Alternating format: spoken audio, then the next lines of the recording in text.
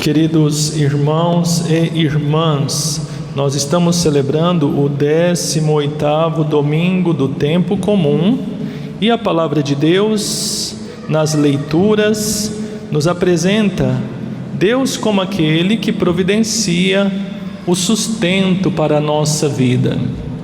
Deus providencia o alimento para o nosso corpo e providencia também o alimento para a nossa alma. E é muito bonito nós refletirmos sobre isso, como é Deus que na sua providência, no seu cuidado por nós, quem nos dá o sustento do corpo e da alma. Na primeira leitura do profeta Isaías, Deus nos faz o convite de ir até Ele, para que Ele nos sacie. Ó vós todos que estáis com sede, vinde às águas. Vós que não tendes dinheiro, apressai-vos, vinde e comei. Vinde comprar sem dinheiro, tomar vinho e leite sem nenhuma paga. Então, Deus nos convida a ir até Ele para que Ele nos sacie. Ele quer nos dar tanto o alimento do corpo e principalmente o alimento da alma. Em primeiro lugar, Deus é aquele que providencia o alimento para o nosso corpo. E é algo que nós às vezes não pensamos, não refletimos sobre isso. E por isso que tem se perdido aquele costume tão bonito e tão importante de agradecer a Deus pelo alimento, né?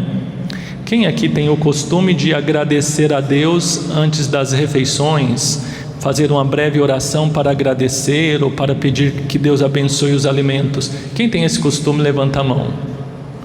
Está vendo? Deve ser 5% dos que estão presentes. Mas se nós pensarmos um pouco, nós deveríamos agradecer a Deus sempre antes das refeições, porque sem Ele nós não teríamos o que comer.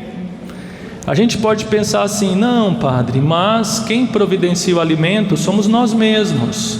Nós trabalhamos e com o nosso salário nós providenciamos o alimento que nós temos na mesa todos os dias, né? Trabalhamos para poder ganhar o nosso sustento, comprar o nosso alimento.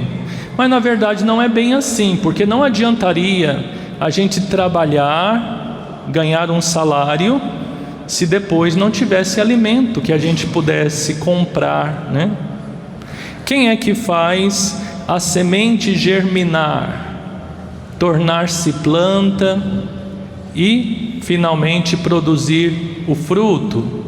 Produzir os grãos, produzir as verduras, os legumes, as frutas. Será que algum de nós seria capaz de fazer com que a terra germinasse e produzisse o alimento? Não. Então é Deus que por meio da natureza nos dá o alimento. É Deus que providencia o sustento do nosso corpo. Deus nos dá também os animais, para que deles nós possamos tomar a proteína, né? A proteína animal, os ovos, a carne, o leite, tudo isso é dom de Deus, né? Como autor da natureza, através da natureza, Deus nos dá o alimento necessário ao nosso corpo. Deus é tão bom, né, que Ele nos dá, além de nos dar o alimento, Ele nos dá os dentes para mastigar a comida, o estômago para digerir o alimento. Deus nos dá a água para matar a sede, nos dá os rins para purificar a água que nós bebemos. Deus nos dá o ar que nós respiramos e nos dá também os pulmões para que a gente possa respirar. Então vejam, é Deus que sustenta a nossa vida, é Deus que nos dá o necessário para a nossa vida. E se a gente se lembrar disso, aí a gente vai se lembrar também de agradecer a Deus pelo alimento que a gente tem na mesa todos os dias, né? Não vamos nos alimentar como os outros animais que não têm inteligência para entenderem isso e por isso não agradecem a Deus. São João Bosco, que trabalhou muito com jovens, ele dizia isso: a diferença entre o homem e os outros animais é que o homem, quando ele come, ele sabe agradecer a Deus. Os outros animais não sabem, porque não têm inteligência para poder refletir sobre essas coisas. Então os outros animais, eles comem simplesmente, comem e vão dormir, e quando dá fome eles comem de novo. Mas o homem não deve comer como os outros animais, né? Tem até aquela brincadeira que se fala: comi como um padre. Eu fui padre na roça durante alguns anos e tinha um padre lá muito engraçado, meio engraçado, e quando alguém dizia comi como um padre, ele perguntava: você rezou antes? E se a pessoa falava não, ele dizia: então você não comeu como um padre, você comeu como um porco. Comeu como um porco. Era uma brincadeira, mas com um fundo de verdade. Por quê? Porque o animal, ele não agradece, ele não reza antes de comer, né? O cristão deveria lembrar-se de agradecer, porque sem Deus nós não teríamos o alimento na nossa mesa todos os dias. Deus providencia o alimento que é necessário para todos. Então por que tem pessoas que não têm o que comer? Não é porque falte comida, é porque falta generosidade para partilhar. Aqueles que têm mais, muitas vezes não têm a generosidade de partilhar com aqueles que têm menos, com aqueles que não têm o necessário. Graças a Deus nós vivemos numa região que é muito fértil, o estado de Goiás de um modo especial, e o Brasil é uma terra muito fértil. Aqui no Brasil nós temos mais ou menos 3 colheitas por ano, né? Vocês sabem que no Brasil se pode plantar 3 vezes ao ano e colher. É algo extraordinário. Os outros países, muitos outros países não são assim, não tem uma terra tão fértil como a nossa. Então, para nós aqui não falta alimento. Nós, especialmente que vivemos num estado que é de uma economia agropecuária, né? Temos tantas plantações de grãos, de verduras, de frutas, tanta criação animal. Então aqui não falta alimento, mas não é todo lugar que é assim. Mesmo aqui no Brasil, existem regiões em que a terra não é muito boa. A terra é árida, o clima é árido. Por exemplo, lá no Nordeste, tem lugares do Nordeste que por mais que as pessoas queiram trabalhar, a terra não vai produzir, porque é árida e o clima também. Isso acontece também em alguns países, aqueles países da África onde as pessoas passam fome, não é porque as pessoas são preguiçosas e não querem trabalhar. A gente às vezes tem esse preconceito, né? Pensar, se naquele país as pessoas passam necessidade, é porque eles têm preguiça e não querem trabalhar. Não é bem assim. Tem países na África onde a terra é tão árida que não produz praticamente nada. Por mais que as pessoas queiram trabalhar, não adianta, que a terra não vai produzir. Então esses lugares onde a terra é árida, o clima é árido, onde não se produz alimentos, precisam da ajuda daqueles lugares onde se produz mais. Mas mesmo entre nós que vivemos numa terra tão fértil, às vezes tem gente que não tem o que comer. Aí somos nós que temos que ajudar essas pessoas, né? Por isso, Jesus ensina no final do Evangelho a não deixar que nada se perca, a evitar o desperdício.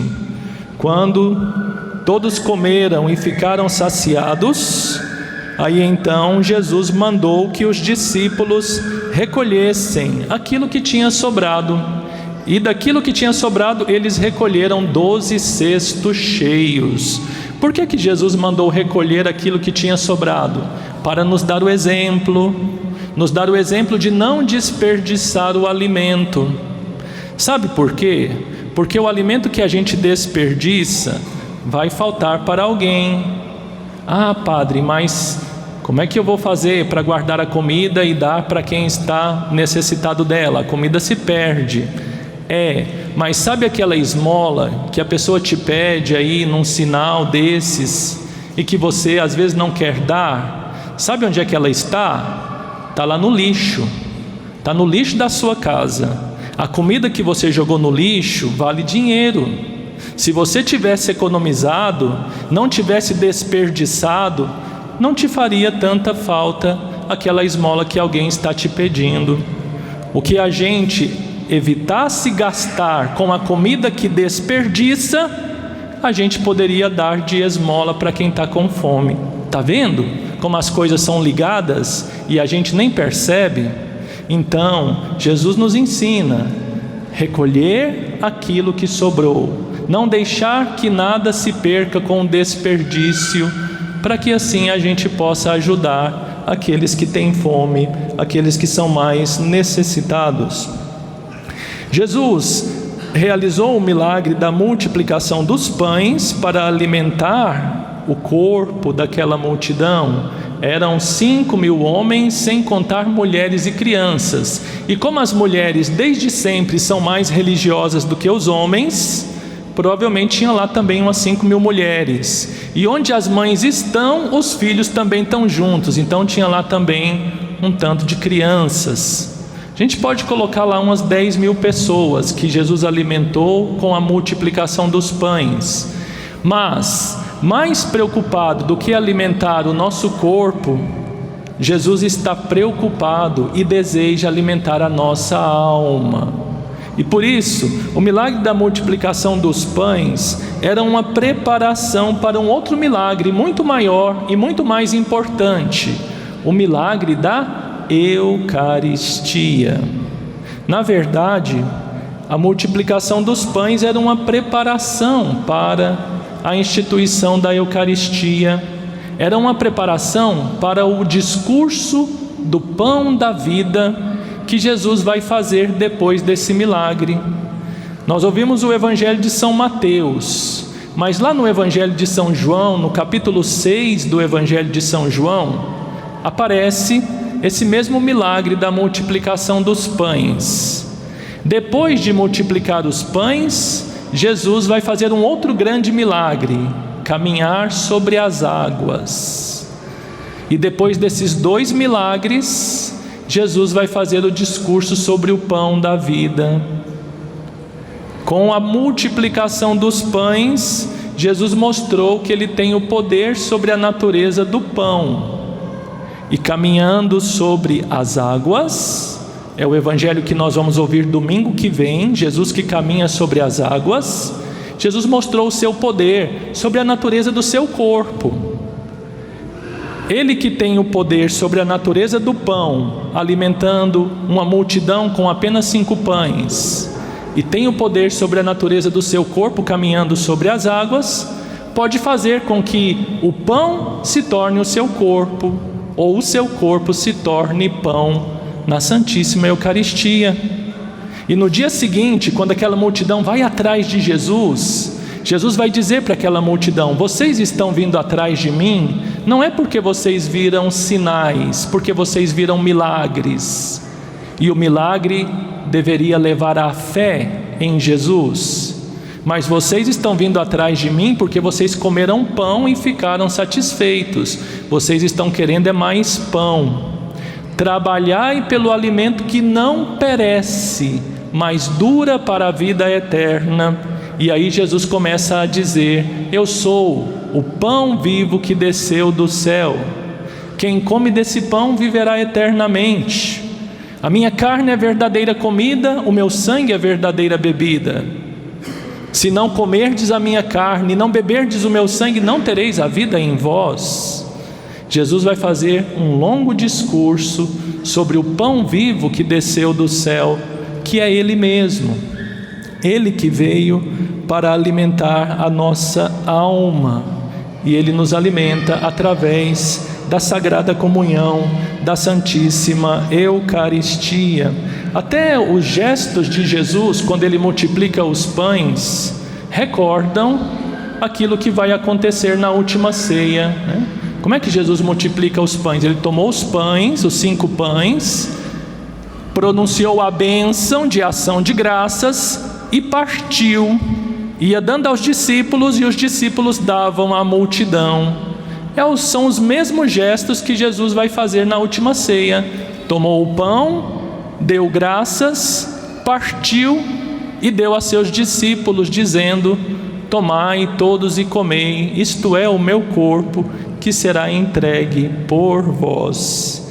Então, Jesus quer saciar a fome que existe no mais profundo do nosso coração, na nossa alma. É uma fome muito mais difícil de saciar do que a fome do nosso corpo. A fome de paz, de felicidade verdadeira, de sentido para a vida. Esta fome da nossa alma só Jesus pode saciar. E Ele sacia através desse pão vivo que desceu do céu, que Ele nos dá na Eucaristia. Às vezes nós ficamos pensando: como é possível que o pão e o vinho na missa se torne o corpo e o sangue de Jesus? Nós não entendemos. É o poder de Deus. O milagre da multiplicação dos pães era para preparar o anúncio da Eucaristia, para nos mostrar que para Deus tudo é possível. Pensem bem, vocês conseguem entender como é que Jesus ia partindo 5 pães, e aqueles pães nunca acabavam, e alimentou uma multidão de 5.000 homens, de umas 10.000 pessoas? Como é que aqueles pães nunca terminavam? Jesus partia e nunca acabava. Nós não conseguimos entender isso. Jesus estava tirando pão de onde não tinha. Jesus estava fazendo surgir pão de onde não tinha. É o poder de Deus. O poder de Deus que conseguia fazer surgir pão de onde não havia, é esse mesmo poder que faz com que o pão e o vinho na Santa Missa se torne o corpo e o sangue de Jesus. Mesmo que as aparências continuem de pão e de vinho, mas para o poder de Deus é perfeitamente possível fazer com que a hóstia, no momento da consagração, se torne verdadeiramente o corpo e o sangue do Senhor. É o poder de Deus, o mesmo poder que multiplicou os pães. É o poder de Deus que faz com que o pão e o vinho se tornem o corpo e o sangue do Senhor. Então a gente pode se perguntar: como é que está a minha fé na Eucaristia? Eu estou convencido que somente este pão vivo descido do céu pode saciar a fome que existe na minha alma. Todos nós queremos a verdadeira paz, a verdadeira alegria, verdadeiro sentido para a vida. Mas onde que nós estamos buscando? Estamos buscando no dinheiro e nas coisas materiais? Devemos saber que nunca vamos conseguir saciar o nosso coração com as coisas terrenas. Nós precisamos buscar este alimento que é o próprio Cristo, que se dá a nós na Sagrada Eucaristia, na Sagrada Comunhão. Então, queridos irmãos e irmãs, vamos agradecer a Deus de todo o coração pelo seu amor, pela sua providência, que cuida de nós, que nos dá o alimento para o corpo e o alimento para a alma. Vamos pedir ao Senhor que Ele aumente a nossa fé e o nosso amor ao Santíssimo Sacramento da Eucaristia, que o Senhor nos conceda a graça de ter sempre um grande desejo de nos alimentar na Sagrada Comunhão, para que nós sejamos sempre fortalecidos e sustentados por este pão do céu, que é o próprio Senhor, na Santíssima Eucaristia. Que assim seja. Louvado seja nosso Senhor Jesus Cristo.